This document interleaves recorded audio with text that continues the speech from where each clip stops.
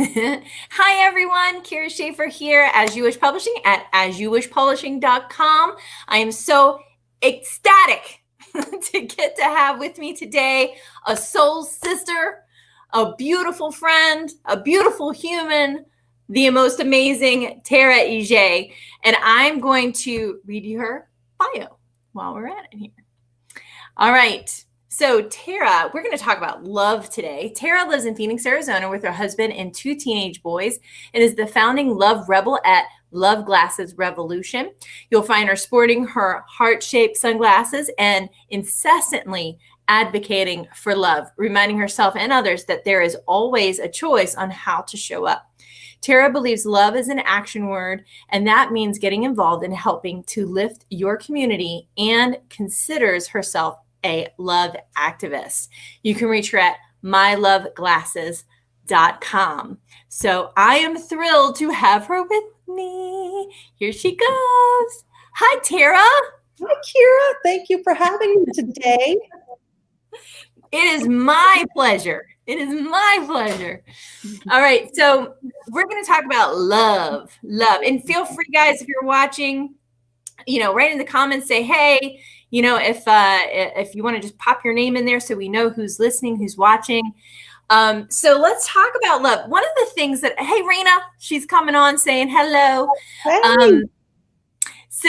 Who is one of the authors in your book that is out this week, Love Meets Life, right there. Yay!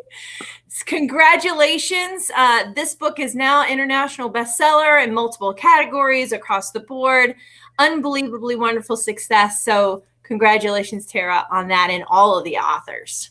Thank you to you and your help at As You Wish Publishing. That was a process I do not want to navigate by myself. No way. And it was amazing and fun, but there's a lot to it. I know. I see. Yeah.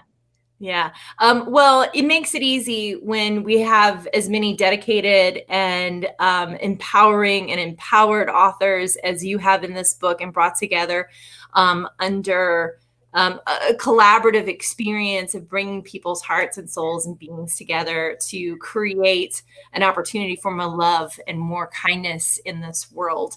And one of the things that I always light on with talking to you is that love doesn't always look like gumdrops, rainbows, kittens, and fairy goblins, right? It's much more to it than that. So what is love to you, Tara?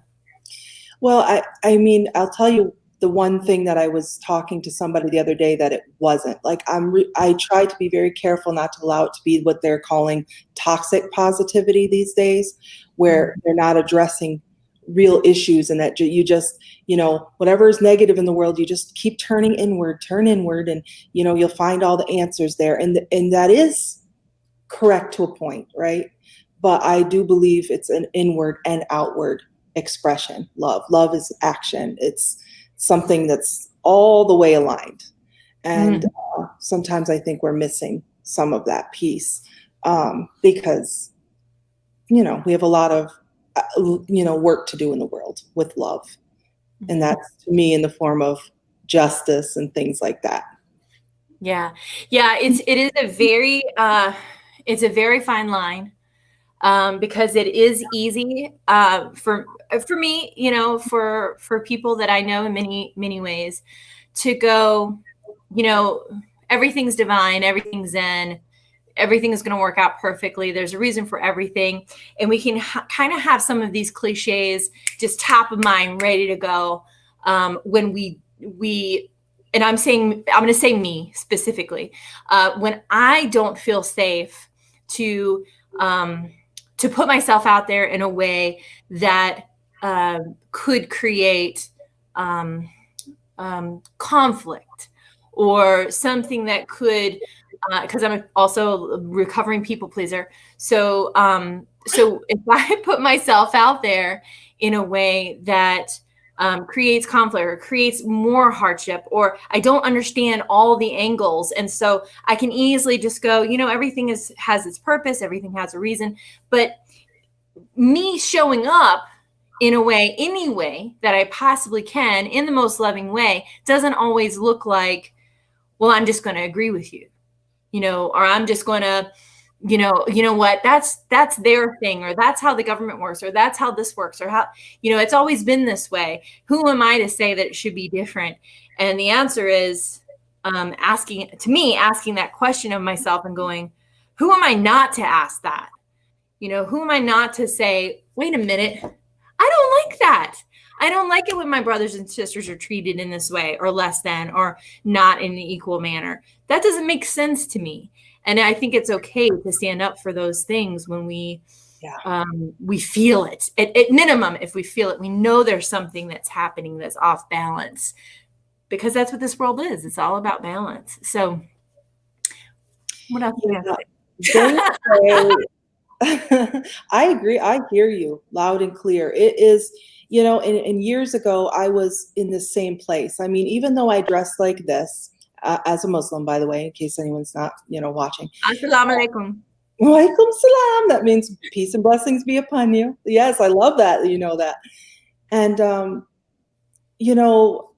I didn't get involved per se either. And I had let the negativity of the world affect me and overwhelm me. And I was really playing this victim to my life, and that I didn't have any control or power, until one day I didn't. And that's really where the Love Glasses revolution was born, why I wear my heart-shaped glasses, which I tried to wear, but I couldn't get the smudges off. I wasn't going to go there. And, it reminded me that we have a choice how to show up, because really they say the opposite of love is not hate, it's indifference, it's apathy. And so I just feel like, for me, showing up in the world with love means understanding what my brothers and sisters in the world are dealing with, what the rest of humanity is, kind of having a pulse on the heartbeat, if you will, and trying to see where I can use my voice. And that doesn't look the same for everybody. That doesn't mean everyone's going to be out marching. Everybody's going to be out, doing this, doing that. You find your way to use your voice. And that's what I believe showing up in the world your way with love looks like. Mm-hmm. Mm-hmm. So I want to give a shout out to the people that are kind of commenting here, because I love it when people visit us. Hi. Yay! Marianne, hey. Roseanne, hey. We got Rena, Rosemary. So we got Roseanne and Rosemary. So thank you guys for showing up and being with us today. I really appreciate you. And all of the millions of listeners that we have. I'm going to keep saying that until it actually comes into manifest that stuff. That's right? what you want to do, yeah. Yes. And I'll keep saying, and everyone is equal in the eyes of all governments. We know inherently we are all equal. It's where is everybody needs to catch up. You know what I mean? Yeah. All right. So I don't know how weird that was to say, but whatever. I'm working through it. Yeah. I'm just like, okay, we're gonna go with Kyra. We're going that one. So, and Felicia Shaviri, I interviewed her last week, and that was it last week? I think it was last week. And it was just an amazing conversation, specifically around race and having hard conversations with people. So let's talk about, because that was another thing that I feel, and I love that you mentioned this. You said, maybe it's not protesting, maybe it's not, showing up in a way that you think you should, or that other people are showing up. But in the way that you can. And I'm not a protester. As a matter of fact, nobody wants me on that protest bus.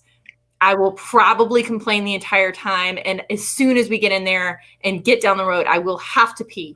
So it's just not a good idea. It's not a good look. Like, oh my God, it's so hot. Why am I out here? And even though I know there's a part of me that is like this total love rebel and wants to get out there, and I could, pick it all day long.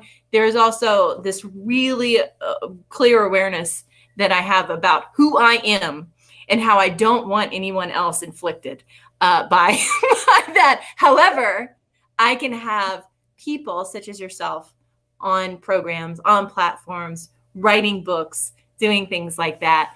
So what do you feel are some options or things that people can do even in their everyday life that could help make a difference in being more loving? Oh my goodness. I mean, so when I started to be, I call it intentional, because I don't know if I was intentional about this before. Like, I always thought that being loving or was a sign of sensitivity or weakness, meaning that, like, I know I'm a very sensitive person, and that always was taken, my whole life by me as a negative.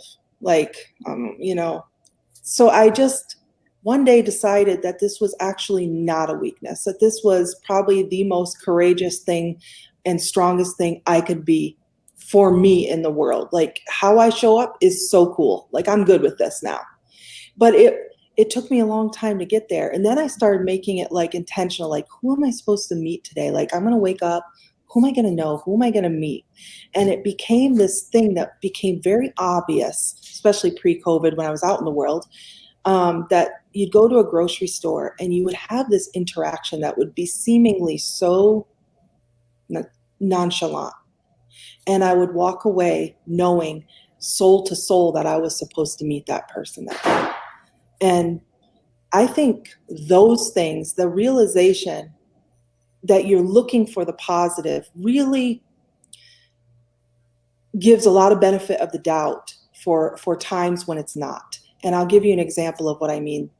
I went to Michael's one day, and the lady was chucking the stuff in my bag, like my crafty stuff, right? She was just hucking it in there with a vengeance. And she was so angry, and like, I'm like, does she not like me? Or like, this was where I went first, right? Like, maybe, okay. And then I just sat there and thought, like, okay, what can I do? I said, are you okay? And she stopped, and she realized what she was doing, and she actually started to cry. And she told me she was having the worst day, and she's so sorry. And I'm sure I know I ended up hugging her over that counter. Pre-COVID, we could do all that again. And so these are the things, like, I think if I wasn't intentional about it, I would automatically assume it was about me. And that's my biggest lesson on this journey, is not making everything about me, but also understanding that I'm an I in the middle of a we. So, it's a journey, right? It's your own personal journey of figuring out how you're going to show up. How I do it is not going to be how you do it. How you do it is not going to be how someone else does it. And that's okay. That's okay. Just do something. Write a letter, talk to someone, hug someone, help your SPC. Vote is a given. All right. Vote. People die for that, right? Yeah. Yeah. But so that's how I look at it. I mean, it might seem overly simplified, but to be honest, it's changed my life. Mm-hmm. It's incredible. And when we first started to get to know each other, it was kind of right. And of course, obviously, social justice issues have been going on forever, since there's been injustice, which has been forever. And so, but when you and I met, more protesting was happening, and there was a lot of more things happening. And I was contacting different people in my realm that could understand from a perspective other than myself, as just kind of a, white gal, growing up, 40-year-old white gal. I had some perspective, but I don't have all the spaces filled in.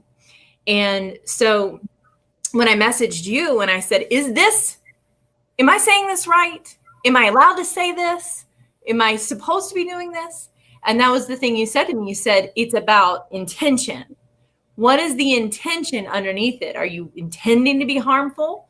Are you intending to learn, what is it underneath it all. So the intentionality of starting your day and saying, how can I make this day better for other people, no matter who they are, all the way to what is in my thought, word, and deed with intention. What is the purpose of how I say things or when I say something, and am I open to it being different? And I love that you allowed me, number one, to have a space to learn. And number two, that it was so compassionate and open, because I think that becomes a little bit tricky with people who have been fighting for so long, and they have come against so much adversity around just being who they are, just who they were born as. And so I think for some, it's hard for them to look at someone who's asking these questions and going, yeah, I'll sit here and I'll work through this with you, and I will be the one that stays open, even though I've been around people who have been so closed. And it like, that is like a whole nother level of deep awareness and spirituality. Because that's like saying, I love, accept, and forgive every part of you, and I can love you unconditionally where you are by simply having this conversation, and simply saying that you are loved exactly where you are. And as long as you're on a path saying, I'm willing to learn, I accept you already, like they can accept me as a 40-year-old white woman who doesn't know a whole lot. I can accept you fully as you're learning to develop more. I get it more than you know. You're really touching on a point that's why my mouth is hanging open. I'm like, I got to tell you this. I converted to Islam, as you can see. So I could have been the 40-something-year-old white girl. I am the 40-year-old white girl, but maybe I'm off, like white something. I don't know. I'm in between. See, it depends who you ask, right? I identify as a white Muslim, American Muslim. Right. So this has been a very interesting position, because me wearing this has changed for other people. While I still saw myself as me, putting this identifier on now made me foreign or another or an other. And it was very interesting place to be. So I wouldn't have understood those microaggressions that they call them if they weren't happening.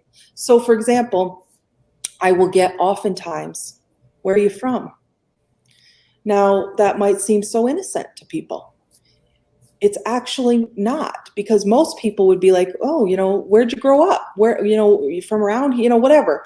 But in this situation like this, hearing it as often as I did, it was starting to become understood that it meant, you're not from here. You're different. Where is that from? Like, you're not one of us, And so I understood that, though. Like, I could tell the tone of different people, the way that they presented it, if they were sincere or not. But I treated everybody that said it as if they meant it in the best of ways. Because I don't have, my best friend says, you don't have to own the clothes they give you. They can say what they want. It's up to you how you wear it and own it and take it. And, I'm not, so words, I'm pretty good with these days. Like, I don't take things so personally, but that doesn't mean that I let everything go, that I don't push back. I just do it differently than maybe I would have before. Maybe my pushback would look something like, oh, third generation, or, 5 generations from upstate New York, or wherever it would just be different. And, right. Or I do a lot of things. Answering the question. Yeah, I like to have humor with a lot of things too. Like, I don't know. I remember being in a hospital, and the doctor looked right over me to my husband and said, "Does your wife speak English?" And I'm like, "Very well. May I translate something for you?" And then, like, it was just funny. So like these kinds of things, like I like to have fun with things a lot because I think that that's who I am. And that is not to discount when someone is being harmful to someone, when someone is, I mean, these things are happening in the world and, being assaulted and harmed and killed. And there's a lot deeper things, but I'm saying on the everyday, if we could just, maneuver through those differently, we could change things. Oh yeah. Oh yeah. And we really are in this, I feel like it's layers. It's layers that keep getting pulled back. And, because, big protests have happened throughout and good changes have come as a result along the way.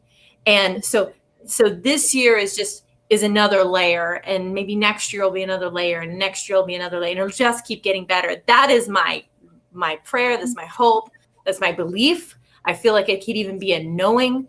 But letting and allowing, because we don't just get to, oh, that was a good one. It's in an everyday situation. Yeah. It's like, oh, okay, we're done with racism. We're done with bigotry. We're done with racial inequality. We're done with, income inequality. We're done with, no, I don't know. I can't see that happening because of a few very powerful, very important, very massive protests that have happened this year. I think it's just another layer. What do you think?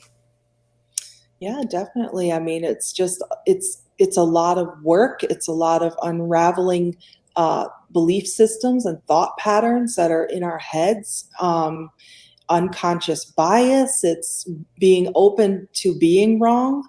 There's a lot of different things. I mean, even myself, like as much as I'm in an activist community, I say and do things that can be deemed as offensive. Like I said, so there was this woman that this beautiful Black woman, and she spoke so amazing. Like she just touched my soul. I could cry. I went up to her at the very end and I just told her how articulate she was. And this is the no, because you have to understand that, would you say this to everybody else? Like, would you say to anybody else, you're so articulate, like as if you expected they wouldn't be? Like, of course my intention was good. And so I've learned to change my wording and speak soul to soul. Like, instead of saying you are, like, your energy just blew me away. Like, why can't we just talk about core and see it that way? And so we just be a little bit more cautious how we, treat people. While if someone said that to me, I don't know, I'd probably feel different, but I've had different experiences with it, you see. So I'm only speaking for myself, and that's all you can. And we are going to make mistakes. That's my point.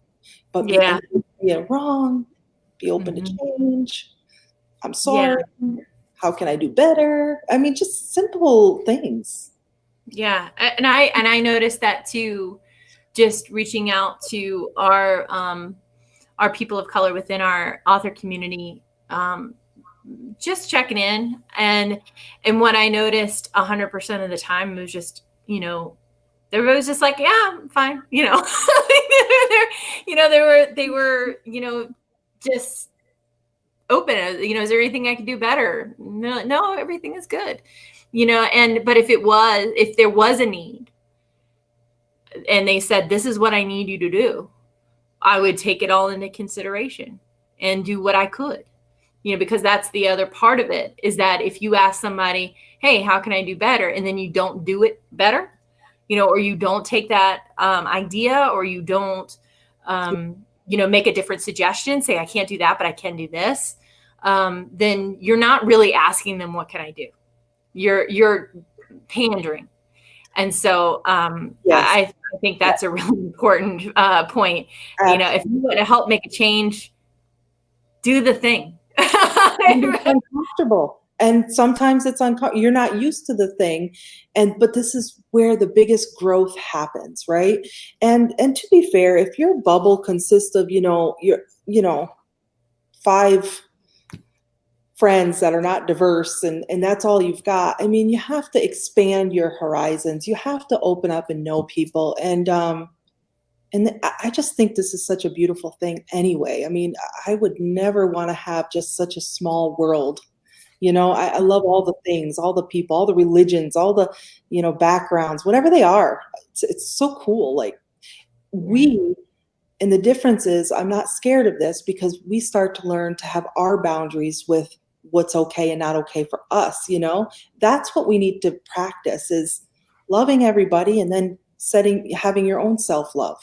Like, it's just, I say it like it's simple. It's not. It's a simple thought. It's the hardest thing. You'll spend the rest of your life doing it, I think. Yeah, that's for sure. So I just want to, Felicia, ask a question. How did that make you feel, Tara? What are ways that you release moments of having a negative experience with someone who is microaggressive towards you? Okay. How do you release that? I know that I take a breath somewhere or not. Okay, like I remember walking down the street in Vegas and this guy yells to me, "Hey, terrorist." And I knew he was talking to me. I thought, like, do I want to turn around? Do I not want to turn around? And I'm like, I couldn't help myself. I'm like, love terrorist, right? Because when I've had my love glasses on, you know what I mean? Like, that's what I mean. That's me. But that's not everybody. I understand. And, you know, it can get dangerous at times, right? Yeah. So it's just being in the right mind frame, the right mood.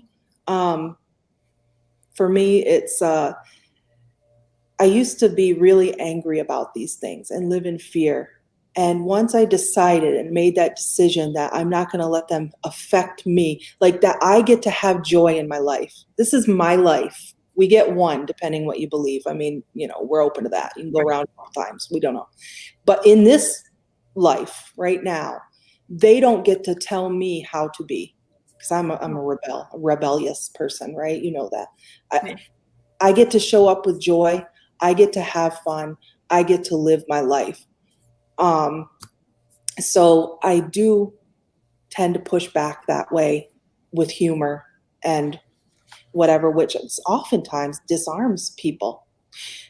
Quick other story about that. When I was at Walmart one time shopping, and this woman, she gave me the up and down, looked at me, and she said, "Does your husband dress you like that?" And I remember there was all these people in line, and they're all looking at me, and I'm like, ma'am, do you think that my husband can color coordinate like this? The whole line started laughing, and then like that woman's like, okay, like we became friends, you know, if you will. So that's me. I like to do the shock and awe with humor. You know, it's just how I show up. But that is so hard. Like I gotta be honest. Like you're extroverted more than I am, and I'm like, I'm that person that I will walk away from a difficult situation or conflict or whatever, and I walk away and I'm like, oh God, I should have said that. Why did I say that? That would have been so good. That would have saved them, you know, or that would have de-escalated. And I just saw Escalante, so de-escalated the whole problem. And I'm like, oh man! But instead, I, you know, didn't say anything. I'm a flight or freeze person. I don't say anything. I just walk away. Go along with that. Just sometimes it's not worth it. Like the guy in Safeway that was walking down the aisle, and he said, he yelled at me. He's like, "Hey, go back to Iraq." And I stopped and I looked at him. He's pushing a cart and he's got a T-shirt and it says like an arrow and it says keg inside or beer keg inside. And I'm like, I'm good. I just kept you know what I mean? Like, keep on with the gentleman, if you will. Like, he's wearing the T-shirt that like, this is how he's showing up and he wants to show up that way. And I don't have to, I can choose not to interact. So, you know, I mean, that's what I mean. You don't have to have something for everything. Sometimes it's just walking away and saving your sanity. Yeah. Rena says, I was thinking, what a great way to handle it. It's been so much work to stop being offensive. It's been so much work to stop being, I think she means offended. Yeah. It just gets old when people hear you speak, hear a slight accent, see that you're brown, and presume you're foreign born. When I've told them I'm from San Francisco, then they ask me, no, originally. I'm tired of educating people that I'm a first generation American because they still don't understand what that means. Bravo, Tara. So, yeah. And she says, yeah, those things aren't worth it. She is Rena, I'm just going to tell you directly, you're an unbelievably amazing, beautiful, powerful, she is gorgeous woman of color. And I just adore every single ounce of you. And I'm trying to learn Spanish. Just so for cool. you. I want to learn some Spanish so I can talk to you a little bit.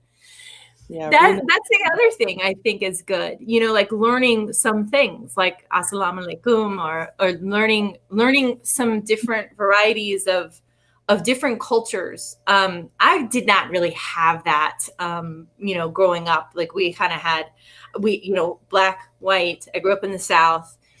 We were pretty, down the line. I went to a school that had white and black students. Like there was not a whole lot of Latinx. There was not a lot of Asian community. But so I grew up, with people of color, and that did not. But the funny thing is that I still couldn't see.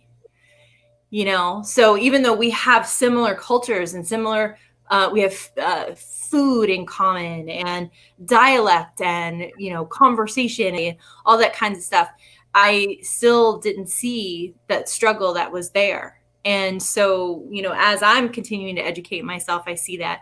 And learning of other cultures outside of the U.S. is incredibly beautiful to me because I'm like, wow. And it's so, maybe it sounds silly, I don't know, but, learning little things and learning language and learning all these elements, learning cooking and food and, all that stuff. To me, it's just broadens me. It broadens my mind. It makes me more intelligent. It helps me say things a little bit better, too. So that I'm not so limited, and that increases my creative ability. It helps me become a better writer. It helps me do all kinds of stuff that incorporates the whole world into who I am. And it's beautiful. It's beautiful. And having friends like you and Rena and Felicia and Suzanne Harmony, who's French Canadian, like everyone. Is so it's just a beautiful tapestry. I just love it. Yeah, it makes you realize we're so much more alike than not. When you start, the more you go, the bigger you go, the smaller the situation is, that we need each other, love each other, take care of each other. It's the most divine thing we can do. Care about our brothers and sisters. We belong to each other. We belong to each other. Louisa Garrett's always saying that, right? Yeah. She's always. I love her. Yeah. So let's talk about your book. Oh, Boom. Okay. I got my copy right here. Shameless. All right, guys. Hey, just so you know, as you're kind of watching here, it is Tara decided to gift the book for free for a few days on Kindle download. So head out there, download a copy, because the world needs more of this. We need more Love Meets Life, because it's not like your airy fairy type of thing. It is really grounded stories in everyday experiences where people just are just doing incredible things and having this feeling of compassion. 2 stories that just touch me. Where's My Milkshake? That one, Sobbing by Randy. And is it Uzma? Is that how you say it? Uzma? She did one. Now, of course, I can't remember the title. Hold on, I got you. Where is she? And it is, what's the title there? Keep Living. Of course it is. Keep Living. Keep Living. Powerful. Right. So download that book, get it, and then get your hardback copy. But definitely download that book, read those 2 stories. And all of the authors are amazing. All of the stories are amazing. I just, these 2 like made me sob for 2 days in a good way. Yeah, I know, right? You're like, and I just think about Valerie Kaur, who is that Sikh activist with revolutionary love, and she talks about making the world a better place. And she says that love is messy. It's like you have to, it's being reborn. We're in the womb, right? And when the baby's born, it's messy. It's not good. It's not pretty, right? We're going like basically when I was talking at the beginning of this. That's what I mean. Going back to it. It's like a rebirthing. So you have to go through some stuff sometimes to understand what you have or where you're going. And that's what I think that this book does a little bit. Mm-hmm. I agree.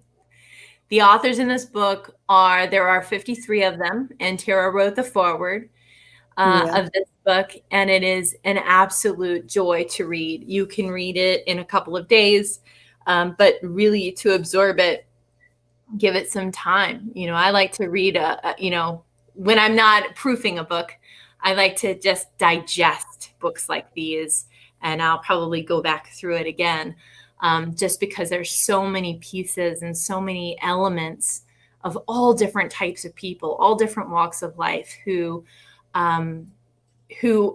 their only intention was to inform, connect, and love. And we didn't give parameters, Kyra. We didn't tell them. We just said love. Just write about love. I mean, who does that? We didn't tell them what kind of love. There's lots of love. And because of that, that's what I think makes it so magical, though. Yeah, I completely agree. So what else would you like to tell us about love? I mean, there's just so much, but these days I just feel people are in such a place of despair and hopelessness, and stay connected to each other, guys. Stay connected. Be there, do the extra things for people, because it's hard. I mean, not to bring everyone down, but my good friend, her son, he just took his life, and he's in his 20s, and this seems to be more and more common, and we need each other. We need to really focus on asking each other if we're okay, and be okay with being honest about that. There's lots of people out there that want to help, and it's just such a sad time, and I don't want to leave everyone with that. I want vote. So. And yeah, let's change the state of things, and not put the blinders on at the same time. Correct. There's definitely it's like, oh, well, if this happens, then everything is fine. Oh, no. And that's not really the case. No. It's just going to make it easier on us that are Stephen Colbert. I was watching a show a few weeks ago, and he said contents under pressure will explode. Right. And so, speaking directly about the protests and things like that, the thing is that if we don't have that much pressure, that gives us an opportunity to expand some. Right. And to be clear, less. Yeah. Sorry. To be clear, I feel like the last few years, it's been in this intentional chaos. That's the problem that I'm having. No matter what you're at, it's meant to be chaotic, and everybody up and down, and this is happening, that thing, you don't know which direction to go, and it's messy. And I'm just hoping that we can move past that, where we get a little bit to bring down, like we're not on red alert constantly, because we cannot handle this. No. And, it's psychologically, it's incredibly taxing. Yeah. It's just one thing after the next, and then it's like, okay. So in me, I've always had the initiation by fire when it came to everything I've ever done, whether it's been creating a business or whatever. I'm like, yes, let's do all of it. You can relate to that. I know you can. Yeah. My favorite thing that Tara has said is, I like to build a mansion when a 2-story is fine.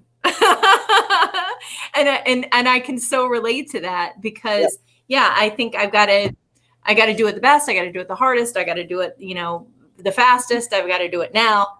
And it's like, okay. So now we're in transformation. Good is good enough. Good is good enough. Say it with yes, totally. Good is good enough.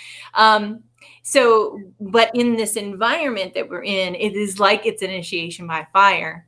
And so we get to choose how we're going to come through it because we're coming through it. We're coming through it. It is happening, whether we like it or not. Drag, kicking, and screaming are doing eloquently. Whatever, we're doing it. We're coming. We got that. Are we live still?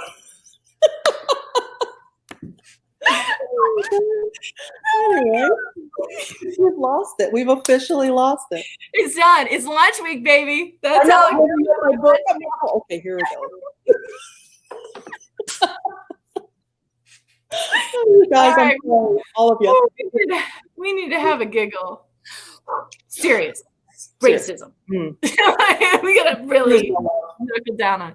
Well, the thing is that when we bring love and connection and humor, it might be wrong to some people that are observing it, or it may not feel right or whatever, but we have to do what we have to do to get through it individually. And I think that that's the thing that you're opening up for people is saying, allow your experience to be what it's going to be, have awareness, educate, and make sure that your intention is clear. Is that true? Oh yeah. And you will not please everybody. Know that. And be okay with that. Like you can't. 7 billion people in the world. You can't make everybody happy. You kidding me? So just, be open to feedback. I'm not saying that, but don't live for pleasing other people or doing what they do, because we need you your way. We need your voice your way. Yes. And that's why we have all of these books. Yeah. And of course, why we have Love Meets Life as well. Because you don't have to be a writer. You don't have to be, like a professional writer, English lit major. That was one of the things that used to drive me nuts. Because